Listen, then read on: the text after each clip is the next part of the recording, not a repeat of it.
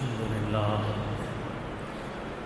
لله نحمده ونستعينه ونستغفره ونؤمن به ونتوكل عليه ونعوذ بالله من شرور أنفسنا ومن سيئات أعمالنا من يهد الله فلا مضل له ومن يضلل فلا هادي له نشهد أن لا إله إلا الله وحده لا شريك له ونشهد أن سيدنا ونبينا ومولانا محمدا عبده ورسوله صلى الله تعالى عليه وعلى آله وأصحابه وأتباعه وأزواجه وذرياته وبارك وسلم تسليما كثيرا كثيرا أما بعد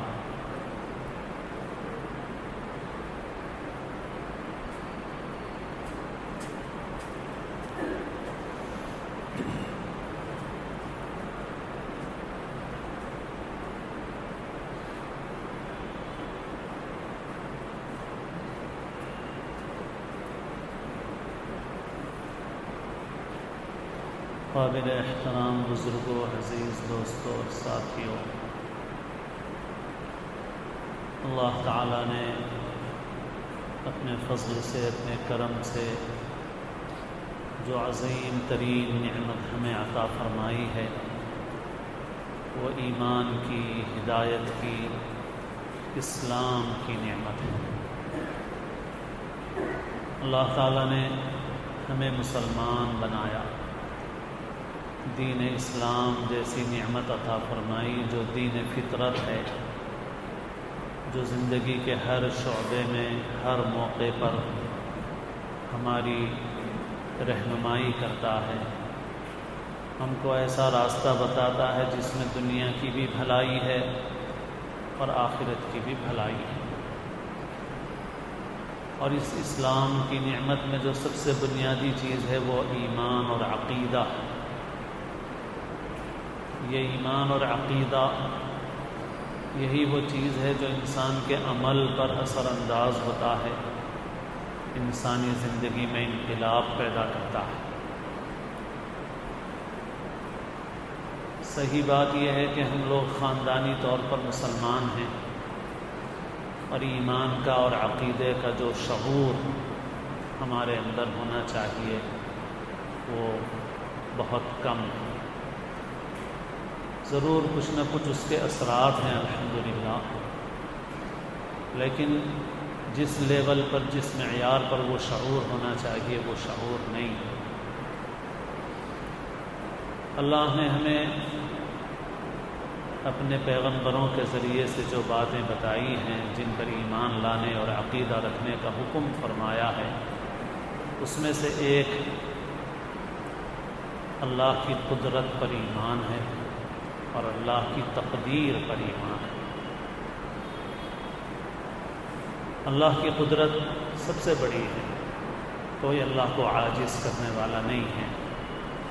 دنیا میں کوئی چیز اللہ کے حکم کے بغیر نہیں ہوتی ہے، کوئی ذرہ، کوئی پتا اللہ کے حکم کے بغیر نہیں ہل سکتا۔ یہ ہماری ایمان کی بنیادی باتوں میں، اور ہم اللہ کی بڑائی کا بیان ہر نماز میں کرتے ہیں، ہر اذان میں کرتے ہیں، ہر موقع پر کرتے ہیں۔ اللہ اکبر، اللہ سب سے بڑا ہے، کوئی چیز اس کو عاجز کرنے والی نہیں ہے، اور دنیا میں جو کچھ ہوتا ہے سب اللہ کے حکم سے ہوتا ہے۔ اللہ کی قدرت سب سے بڑی ہے۔ اللہ پر ایمان، اللہ سے تعلق آج ہماری زندگیوں میں وہ کمزور پڑ گیا، اور اسی کی وجہ سے ہمیں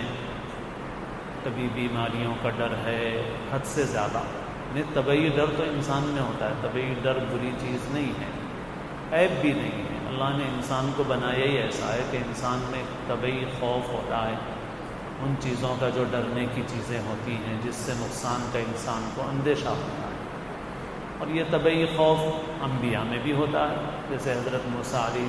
السلام نے اللہ کے حکم سے جب اپنی لاٹھی زمین پر ڈالی اور وہ لاٹھی ایک اژدہے میں تبدیل ہو گئی تو حضرت موسیٰ ڈر کے بھاگنے لگے۔ تو یہ عیب نہیں ہے، کیونکہ وہ بھی ایک انسان تھے اور ان کے اندر بھی طبعی باتیں تھیں، اور وہ طبعی خوف تھا کہ جب اللہ نے حکم فرمایا کہ اے موسیٰ آؤ، ڈرو مت، اس کو پکڑو، پھر حضرت موسیٰ نے اسے پکڑ لیا۔ تو مگر جب پہلی مرتبہ اژدہے کی شکل میں آیا تو حضرت موسیٰ بھی منہ پھیر کر بھاگنے لگے۔ تو طبعی خوف تو ہوتا ہے، لیکن یہ خوف جب حد سے بڑھ جاتا ہے تو پھر انسان کے لیے بہت سے نقصانات کا ذریعہ بنتا ہے۔ انسان توہمات میں، خرافات میں مبتلا ہوتا ہے،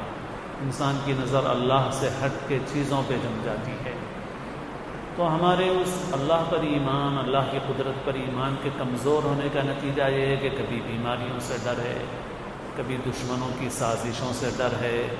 کبھی دشمنوں کی طاقت سے ڈر ہے، ان کے ہتھیاروں سے ڈر ہے، ان کی تیاریوں سے ڈر ہے،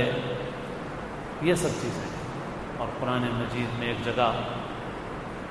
قرآن میں ان غزوات کا ذکر ہے جو حضور پاک صلی اللہ علیہ وسلم کی زندگی میں پیش آئے تھے، اور بعض غزوات میں بہت شدید حالات پیش آئے تھے، احد میں اور خندق میں۔ تو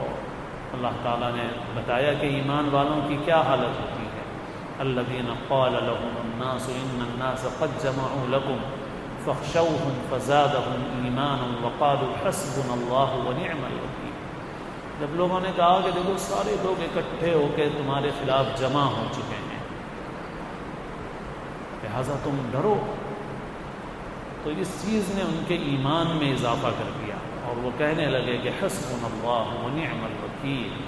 ہمارے لیے اللہ کافی ہے اور وہ بہترین کارساز ہے، بہترین کام بنانے والا ہے۔ تو یہ حسبنا اللہ ونعم الوکیل ہم بھی اس کو وظیفے کے طور پہ پڑھتے ہیں، لیکن اس کی جو روح ہے، اس کی جو جان ہے، وہ ہمارے اندر آنا چاہیے، اور ہمیں اللہ کی قدرت پر ایمان اتنا مضبوط ہونا چاہیے کہ ہم کمزور نہ پڑیں حالات کا سامنا کرنے میں، مقابلہ کرنے میں۔ پھر اللہ نے جو چیزیں مقدر کر دی ہیں، یہ ہمارے ایمانیات کی بنیادی چیزوں میں ہے کہ جو کچھ زندگی میں پیش آ رہا ہے سب اللہ نے لکھ دیا ہے، قلم اٹھا لیے جا چکے ہیں، صحیفے خشک ہو چکے ہیں، اور احادیث سے یہ مضمون معلوم ہوتا ہے کہ ما اصابک لم یکن لیخطئک وما اخطأک لم یکن لیصیبک۔ جو چیز تم کو پہنچی وہ ٹلنے والی نہیں تھی، جو ٹل گئی وہ آنے والی نہیں تھی، اللہ کے پاس لکھا ہوا تھا۔ ما اصاب من مصیبت فی الارض ولا فی انفسکم الا فی کتاب من قبل ان نبرأها۔ زمین میں، تمہاری اپنی ذات میں جو کچھ بھی پیش آ رہا ہے سب لکھا ہوا ہے۔ ہر شخص کو، ہر جان کو پیدا کرنے سے پہلے لکھ دیا ہے، اور ایسے کیسے لکھ دیا اللہ نے؟ ہر جان کو پیدا کرنے سے پہلے جو بھی پیش آنے والا ہے سب اللہ نے کیسے لکھ دیا؟ ان ذلک علی اللہ یسیر، یہ اللہ کے لیے بہت آسان ہے۔ تم سمجھتے ہو مشکل ہے، اللہ کے لیے کوئی مشکل نہیں ہے۔ لِكَيْ لَا تَأْسَوْا عَلَى مَا فَاتَكُمْ وَلَا تَفْرَحُوا بِمَا آتَاكُمْ۔ اس ایمان کا، تقدیر پر ایمان، خدا کی مقرر کی ہوئی تقدیر پر ایمان کا فائدہ، اس کا نتیجہ یہ ہونا چاہیے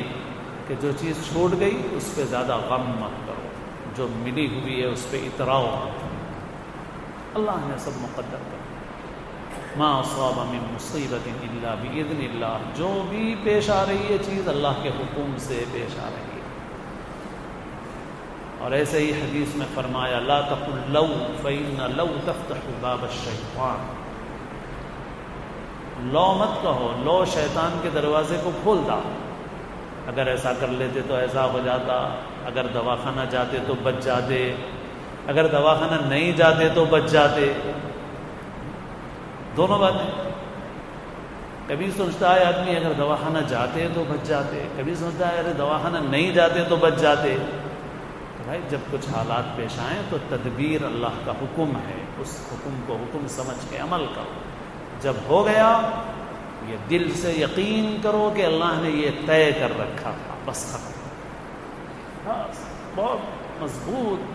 ایک مسلمان کو اس معاملے میں ہونا چاہیے۔ اللہ کے رسول صلی اللہ علیہ وسلم نے فرمایا یہ اگر شیطان کے دروازے کو کھولتا ہے، اگر ایسا کر لیتے تو ایسا ہو جاتا۔ ہاں البتہ جب تدبیر کا موقع ہو تو تدبیر ضرور کرو، اس سے منع نہیں کیا، پوری تدبیر کرو،